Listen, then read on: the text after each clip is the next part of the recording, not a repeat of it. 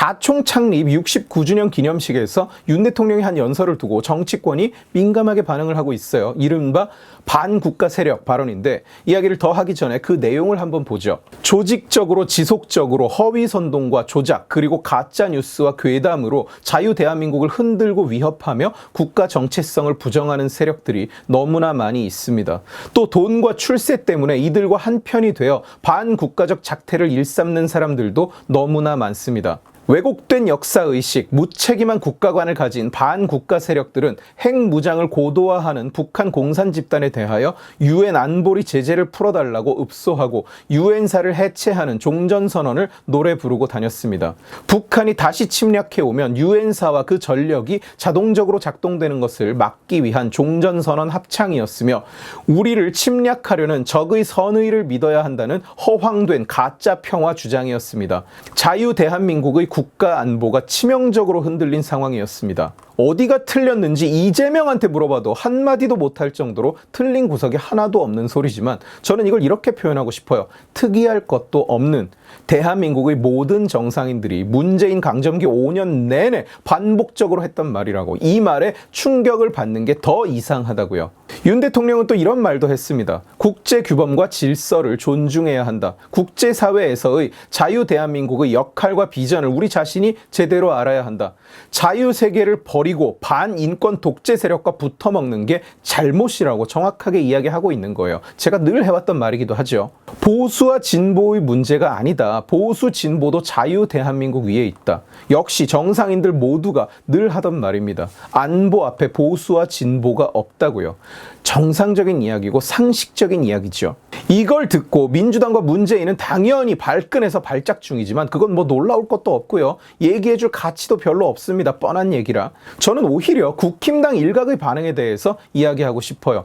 이에 대해서 의견을 표한 사람들은 정말로 일각, 정말 몇몇일 뿐이지만 그 안에 담긴 시각은 그야말로 왜 국힘당은 항상 적골인지를 아주 잘 보여주는 예시입니다.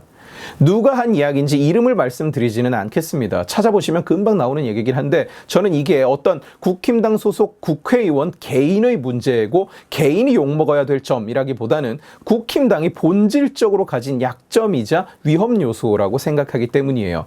윤 대통령의 이 발언에 대해서 국힘당에서 나온 언급은 이렇습니다. 확장성이 떨어진다. 총선에서 상품성이 떨어진다.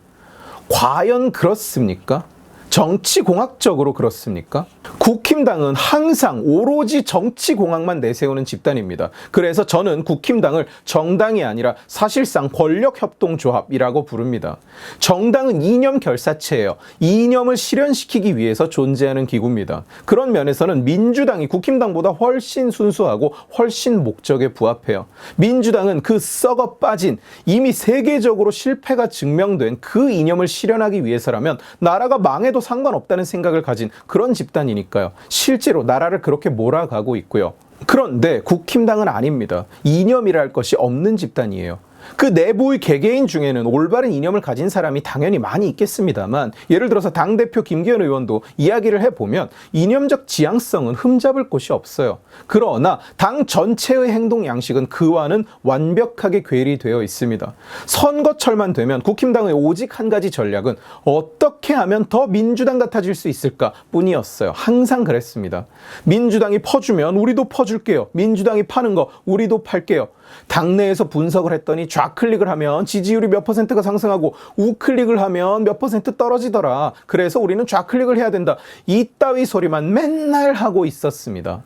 오로지 이렇게 정치공학만 따지고 앉았으니 정치공학이 뭔가요? 결국 표파리를 듣기 좋게 쓴 것일 뿐이죠. 결국은 그게 국힘당이라는 정당의 상품성을 한없이 떨어뜨려 온 겁니다. 윤 대통령의 발언이 아니라 국힘당의 장기간에 걸친 행동 양식이 그 상품성을 바닥까지 끌어내렸다고요. 민주당 따라하기만 하는 정당, 믿고 지지할 만하면 또 민주당 같은 엉뚱한 소리 짓거리는 정당, 보수표를 받아먹고 사는 중도 좌파 정당, 심지어 정권을 잡아도 마찬가지입니다. 여당이 돼서도 국정 드라이브는 당연히 민주당스럽게 해야 되는 줄 알고 사는 정당이었어요. 그러니 당장은 자기들 앞에 의원 자리가 떨어지기는 하는데 장기적으로 보면 지지할 이유가 없는 정당이 돼버린 거죠. 목이 마르다고 바닷물을 퍼마신 꼴입니다.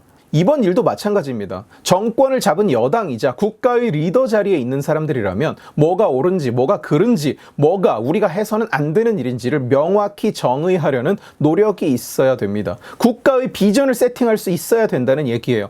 민주당이 만들어 놓은 운동장에 뛰어들어가서는 얻어 터지면서 어이쿠 나는 목숨을 건졌네. 180석을 뺏겼는데 나는 생존했네. 역시 좌파 표파리가 선거에서는 정답이네.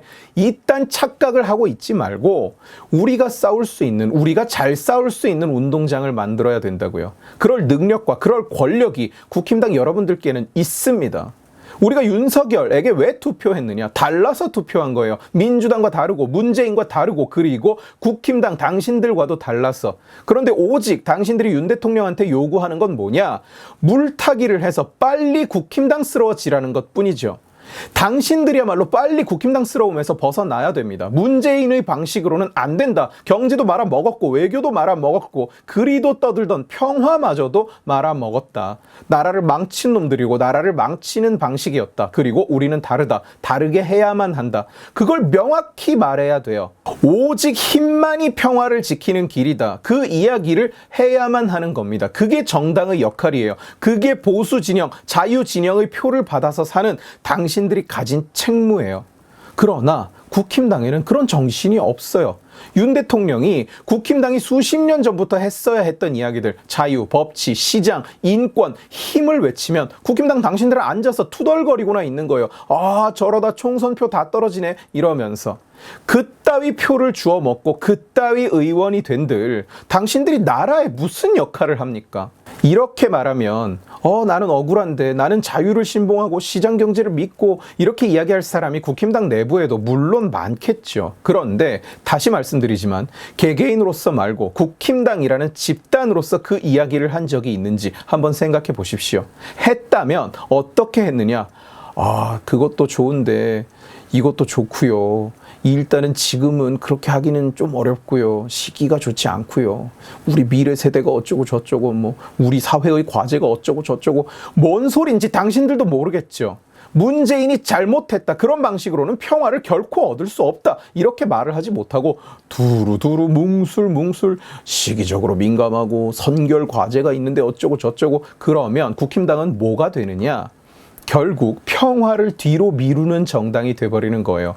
문재인 내는 지금 당장 전쟁 난다고 선동을 하는데 지금도 민주당 지지자 모임에 가면 박근혜가 전쟁 낼 뻔한 걸 문재인이 막아줬다. 그거 하나만으로도 문재인은 생명의 은인이다. 이러고 앉았어요. 그런데 국힘당은 거기에 질질 끌려다니기만 한 겁니다. 저 평화는 개소리라고, 저놈들이야말로 나라를 말아먹으려고 드는 악독한 놈들이라고 말을 해야 우리가 가진 대안이 국민에게 받아들여지는 건데 그게 아니라 대화도 해야 되고 대북 지원도 해야 되고 돈도 퍼주고 뺨도 맞고 그래야 되는데 그게 정상인데 우리 조금 천천히 맞자, 조금 천천히 돈을 주자.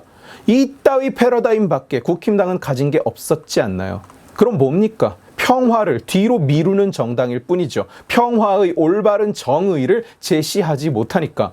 오해하지 마십시오. 저는 시원하게 질러버리고 선거에서 쳐발리자고 말을 하고 있는 게 아닙니다.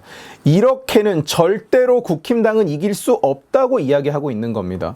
최저임금을 한번 생각해 보세요. 국힘당이 했어야 하는 주장은 최저임금이란 비숙련 저임금 근로자의 일자리를 없애고 소득을 줄이는 역할을 하므로 올려서는 안 된다. 시장 스스로가 성장하면서 임금 수준은 자연스럽게 오르게 되어 있다. 왜? 고용시장, 특히 비숙련 근로자의 고용시장이야말로 완전 시장에 가장 가까운 모델이므로 이 이야기를 했어야 했던 겁니다. 그런데 국힘당이 한 짓은 뭐냐? 오르긴 올려야 되는데요. 너무 급격한 상승은 옳지 않고요.